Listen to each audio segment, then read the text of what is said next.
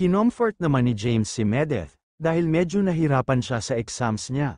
Pinagbigyan naman niya na kantahan ng favorite song ni Medeth. Magandang araw po mga ka-Jamdith, shout out po sa lahat. Baka marami sa atin ang makaka-relate yung mga struggle sa school, specifically sa subject na managerial accounting. Alam mo ba yung feeling na parang, okay, kaya ko to, tapos bigla mong marirealize na parang mas mahirap pa siya kaysa sa mga regular na accounting subjects? Ganyan ang nararamdaman ni Medeth.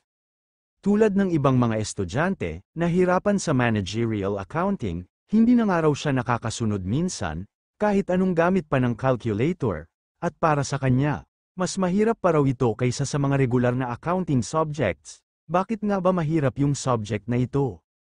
Unang-una, sa managerial accounting, hindi lang puro numbers and calculations, kailangan mong mag-isip critically. Dito, focus tayo sa paggawa ng mga desisyon sa negosyo, hindi lang basta magtali ng mga transactions, kundi kung paano mo gagamitin ang financial data para makapagplano at mag-decide para sa future ng company.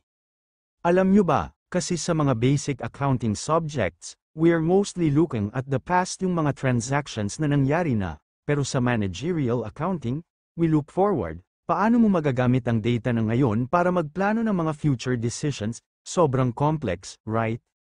Pero don't worry, Medeth, hindi ka nag-iisa, marami din ang nahihirapan yan. Hindi mo kailangang maging perfect sa lahat. Ang importante, matuto tayo from our mistakes at magpatuloy lang. Sabi nga ni Medeth, hindi talaga tayo magaling sa lahat.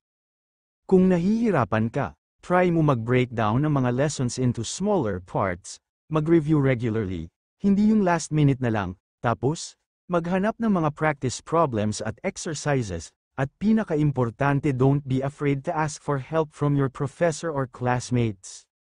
Remember, kahit gaano kahirap, lahat ng struggles ay temporary, kaya Medeth, and sa lahat ng nahihirapan, kaya nyo yan, magtulungan tayo, at magpatuloy lang, kung ikaw man ay nasa accounting course o kahit anong field, lagi mong tatandaan na hindi sa lahat ng panahon ay magiging madali, pero ang mahalaga, hindi tayo sesuko. Maraming salamat po sa inyong lahat.